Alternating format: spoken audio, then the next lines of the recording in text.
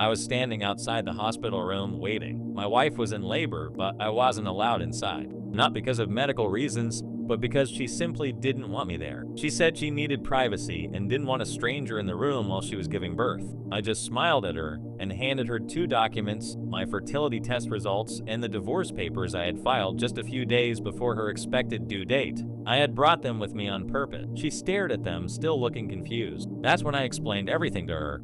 Even if I had wanted to, I wouldn't have been able to get her pregnant. The child wasn't mine. Then I told her about the emails I had found in her so-called super secret email account. That was the moment she finally realized what was happening. The look on her face was priceless. As I walked out of the room, she was still struggling to find words. My heart was beating so fast that I thought I might end up in the hospital myself. I called her neighbor and simply informed him that my wife was giving birth. I didn't even wait for his response. I hung up as quickly as possible. Then I sat in my car and waited for my wife's family to arrive. The moment I saw her father's car pull up in front of the hospital, I drove away as fast as I could. To be safe, I even turned off my phone and headed straight to a motel outside the city. I had packed all my belongings weeks ago and stored them in my car's trunk. I was fully prepared and determined not to be caught off guard. The rest of the day I spent watching TV, drinking beer, and doing anything I could to distract myself from everything that was happening. That night, I slept surprisingly well, knowing that this whole charade was finally over.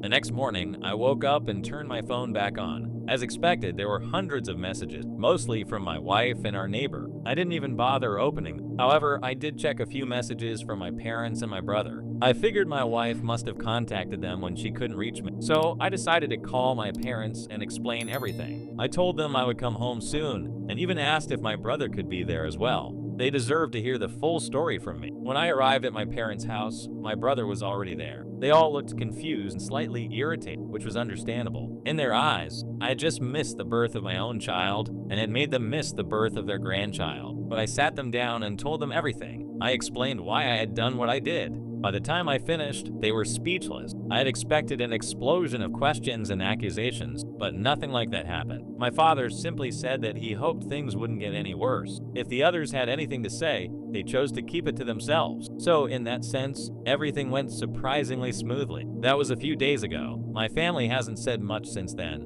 but my wife has done everything in her power to blame me for ruining her first experience of motherhood. She still keeps calling and messaging me ever since I left, but I haven't responded. Even our neighbor messaged me a few hours ago, saying that my wife was really upset and that we should set aside our differences for her sake and try to work things out. I couldn't believe the audacity of these people. They were acting like this was some minor issue that could just be solved with a conversation. He also mentioned something shocking in his message. Apparently, my wife had started falling back in love with me during her pregnancy. That was a surprise to both of them. He said that was the reason I should at least try to give our marriage a second chance. Of course, that was complete nonsense. If she had really started loving me again, why was the neighbor still in her life? Did they really think I was that stupid? My wife was upset, but there was nothing I could do about it. What really frustrated her wasn't just that I knew about everything. She was angry that I had stayed with her, played along, and endured this entire spectacle. She accused me of lying to her, claiming that I was wrong to stay by her side during the pregnancy while knowing the baby wasn't mine. She said I had deceived her by pretending to be supportive when in reality, I was planning my exit the whole time. First update.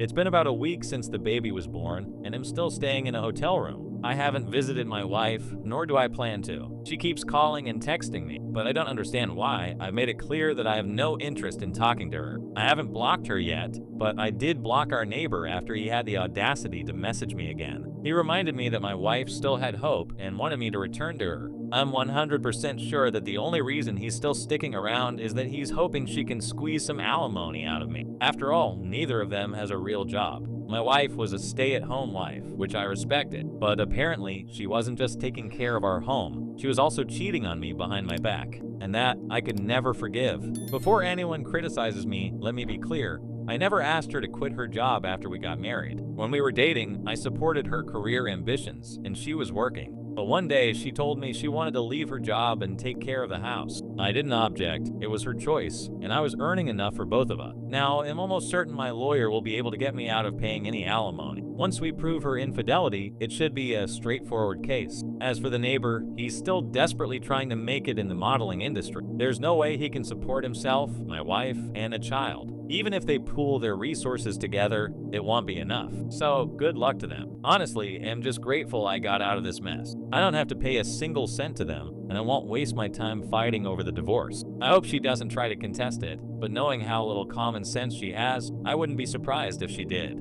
Either way, I'm prepared. I still have all the emails she sent from her secret account saved on my phone and backed up on my laptop. Even if she tries to delete the account, she can't erase the evidence I have. So I'm not too worried. At worst, even if I do have to pay something, at least I'll never have to be with her again. She should consider herself lucky that I'm giving her time to leave our house on her own instead of kicking her out immediately. After all, the house is legally mine. Right now, I'm just hoping for the best. Maybe soon, this nightmare will finally be over. A few days passed, and I finally received the official DNA test results. Of course, I already knew what they would say, but seeing it in black and white made everything feel even more real. The baby was not mine.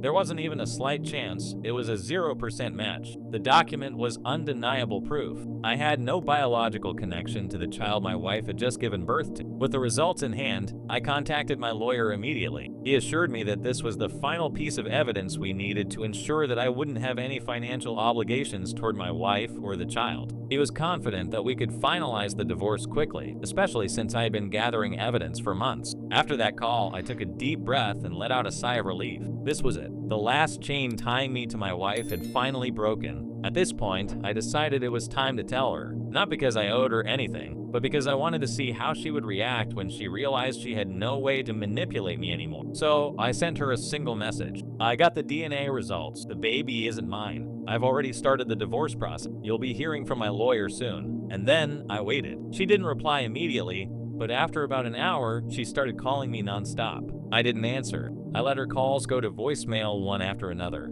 Then the messages started coming in. At first, they were desperate. Please, let's talk. I swear, I can explain everything. You're misunderstanding the situation. Then she switched to anger. You're such a coward for leaving like this. After everything I've done for you, you're really abandoning me now? You're heartless. And finally, the guilt tripping. How can you do this to me after all these years? Don't you love me at all? Even if the baby isn't yours, you raised him as yours in your heart. That last message nearly made me laugh. The baby was barely a week old. What exactly had I raised? I didn't respond to any of it. Instead, I turned off my phone for the rest of the night and enjoyed the peace and quiet. The next morning, I woke up to a new message, not from my wife, but from our neighbor. It was long, and just from the first few words, I could tell he was trying to act like the bigger person. He started by apologizing, saying he regretted how everything had played out. He claimed that he had never meant for things to turn out this way, and that he truly thought my wife loved me. He even had the nerve to say that if things had gone differently, he would have stepped aside and let us be together. What a joke. He ended the message by asking me if I could at least consider staying in the child's life, since, in his words, I was the only stable father figure the baby had. I had to reread that part because I couldn't believe what I was seeing. The man who had been sleeping with my wife for over a year and fathered a child with her was now asking me to help raise that child? I blocked him immediately. At this point, my patience was gone. I was done entertaining these people. I messaged my lawyer again to make sure everything was moving forward as quickly as possible. He assured me that with the DNA results, my wife had no case against me. I would not be responsible for child support, and the divorce could proceed without much delay. With that settled, I finally started feeling like I was regaining control over my life. For the first time in a long time, I felt free. The days that followed were surprisingly quiet. My wife, or rather soon-to-be ex-wife, had finally stopped bombarding me with messages. I assumed her lawyer had advised her to keep things civil, or maybe she had finally realized that no amount of emotional manipulation would work on me anymore. Either way, I was grateful for the silence. But just as I started thinking I was done with all the drama,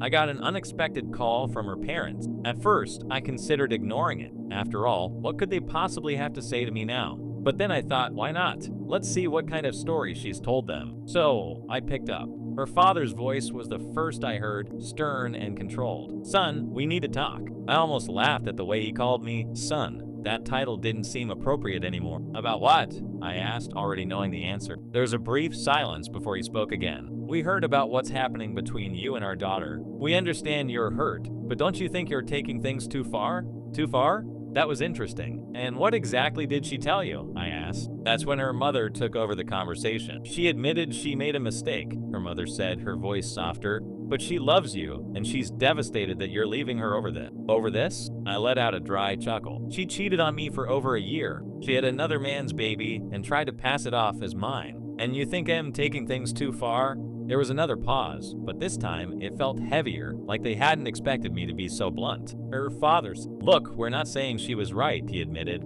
But people make mistakes. Marriage is about forgiveness. Ah, there it was. The classic forgive and forget speech. I decided to put an end to this conversation quickly. Forgiveness is for accident, I said coldly. This wasn't an accident. It was a choice, a long, deliberate choice. I owe her nothing. Before they could say anything else, I ended the call. I wasn't about to let them make me feel guilty for something I had every right to do. A few days later, I got a message from my lawyer. She wants to meet with you one last time before the divorce is finalized. I sighed. I had no reason to see her again, but at the same time, I wanted to hear what she had to say. Maybe it was curiosity. Maybe I just wanted to see if she had finally accepted reality. So I agreed. We met at a small cafe, not far from where we used to go on dates back when things were still good between us. She looked different, tired, stressed, like the weight of everything was finally hitting her. She started with small talk, but I didn't entertain it. Say what you need to say, I told her. She hesitated before speaking. I'm sorry, she finally said, her voice shaky. I messed up.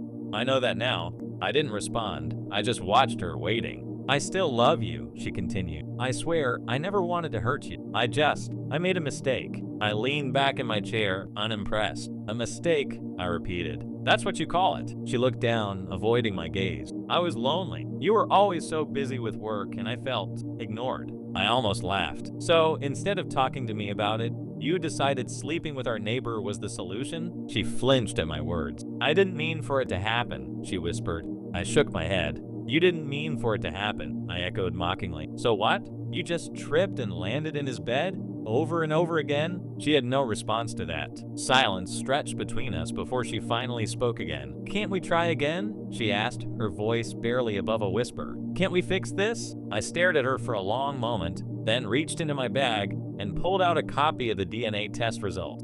I placed it on the table in front of her. Tell me, I said. How do you expect me to fix this? She looked at the paper, her face turning pale. She had no answer. I stood up, pushing my chair back. This is over, I said, for good. And with that, I walked away. I didn't look back. Walking away from that cafe felt like closing the final chapter of a book I never wanted to read in the first place. For the first time in months, I felt free. But of course, my soon-to-be ex-wife didn't see it that way. She wasn't done. At night, my phone buzzed again and again. I ignored the first few calls, but then came the messages. Please, just talk to me. I can't live without you. I made a mistake, but we can fix this. And then the guilt tripping started. You're just going to throw away everything we built? You're being cruel. I was weak, but you're heartless. Heartless. I actually laughed at that one. Was I heartless for not wanting to stay in a marriage built on lies? Was I heartless for refusing to raise another man's child while she played the victim? I turned off my phone and went to bed. But the next day, things escalated. I was getting ready for work when I heard the knocking. Not just knocking, pounding. I sighed. I already knew who it was. Opening the door, I found her standing there. She looked like she hadn't slept at all. Her hair messy, her eyes red and puffy. We need to talk, she said, her voice frantic. We already did, I replied, keeping my expression blank. Not like this, she pleaded. Not when you're like this. I raised an eyebrow. When I'm like what? Cold, she whispered. Unfeeling. I let out a slow breath, keeping my patience in check. You don't get to tell me how to feel. She stepped forward, trying to grab my hand, but I pulled back. Please, she begged. Just give me one more chance. I shook my head. No. Her eyes filled with tears. You were my everything, she whispered. How can you just walk away like this? I stared at her for a moment before responding, because you made sure I had nothing left to hold on to. That was the moment it finally hit her. Her lips parted, but no words came out. She looked at me like she was seeing me for the first time. Not as her husband, not as the man who used to love her, but as someone she had lost forever. I stepped back into my house and shut the door. She didn't knock again. I thought that was the end of it, that she would finally accept the reality of the situation. But I was wrong. Over the next few days, the messages kept coming. I ignored them, of course. But then something new happened. She got our mutual friends involved. People I hadn't heard from in months were suddenly calling me, sending texts, acting as if they were concerned about how things ended. Man, I know you're hurt, but don't you think you're being too harsh? She's suffering. At least hear her out. You don't have to take her back, but maybe give her a chance to explain. Explain what exactly? That she knowingly lied to me for months? That she only came clean because I cornered her? That she was perfectly happy to let me raise another man's child?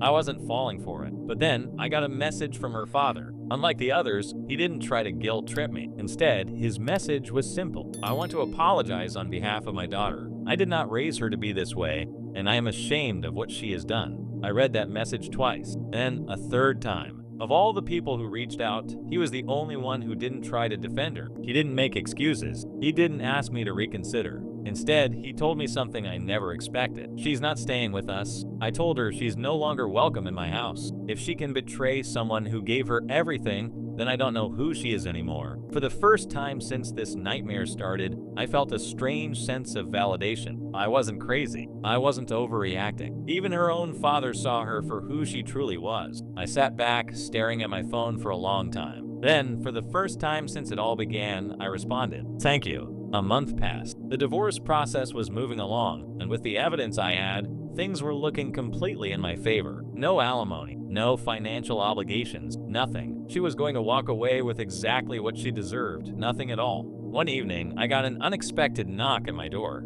I checked through the peephole. It was her. I considered ignoring it, but something told me this would be the last time I would have to deal with her. I opened the door. She looked different, not the confident, manipulative person I once knew. She looked defeated, tired, broken. She didn't say anything at first. Then, with tears in her eyes, she whispered, "I'm sorry." I crossed my arms. "Sorry for what?" She wiped her tears. "For everything. For betraying you, for lying, for taking you for granted." I said nothing. She took a shaky breath and continued, "I know you'll never forgive me, and I know I deserve that. But I just wanted you to know that I regret everything." Silence. For a brief moment, I saw the woman I once loved, the woman I had planned a future with. But then I reminded myself, this isn't her. This is just another act. She wasn't here for me. She was here because she had no one else left, and I wasn't going to be her backup plan. I took a deep breath and looked her in the eyes. "I don't hate you, but I don't feel sorry for you either." Her lips trembled. I cut her off. "Goodbye." And with that, I closed the door. For the first time in a long time, I felt free. No more lies. No more manipulation. No more. I turned my phone off, sat down on my couch, and took a deep breath. This chapter of my life was finally over, and I was ready to move on. What do you think of this whole situation? Let me know in the comments, and please subscribe to our channel for more interesting stories.